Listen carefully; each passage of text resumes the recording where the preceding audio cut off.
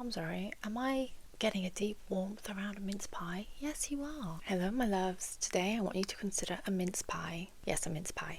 We're looking at the joy of a mince pie, and bear with me on this. I want to explain to you the essence of joy in a very tangible way.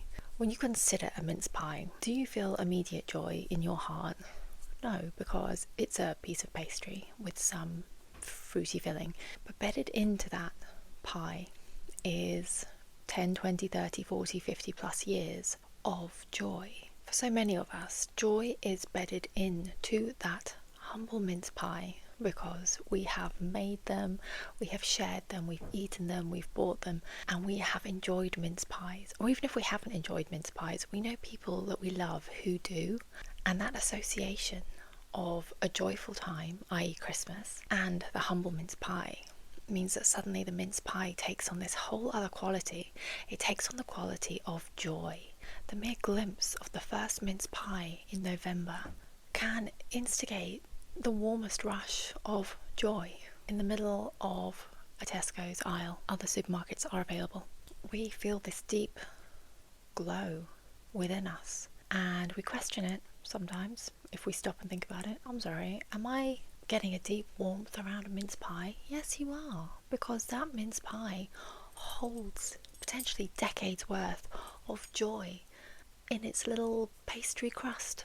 But that feeling, that is the joy that we're talking about. When I talk about the joyscape method, I'm talking about us nurturing that really natural joy that suddenly bubbles up in us when we think about something or someone or a memory that gives us this lovely feeling, this lovely warmth.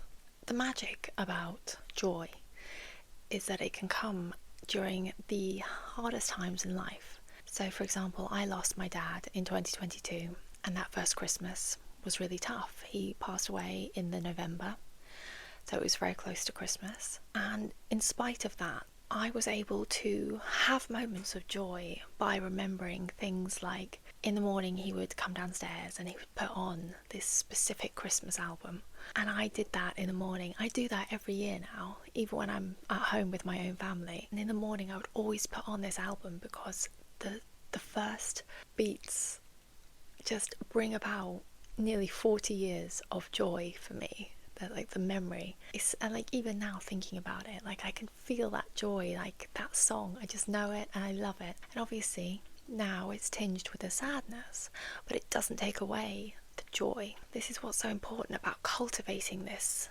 joy within us, this little landscape of joy within us, this pool that we can dip into, that even in the toughest times, the hardest times, the most painful times, the most worrisome, anxiety-inducing times, we have this pool of strength within us that we can draw on, that will lead us back out of that pain. Without it, we can get so lost in that pain, and I've done that as well. I've been lost in that pain. Being able to consciously cultivate joy in my life has allowed me to really have this strength within me, this hope, and that's what I'm hoping to be able to guide you to do as well. And if you've nurtured it and cultivated it, it's going to be there blooming and blossoming and filled with everything that you need to get you through the tough time. And if you haven't, it's going to be undernourished, and you're not going to have that beautiful pool of strength within you to help you through.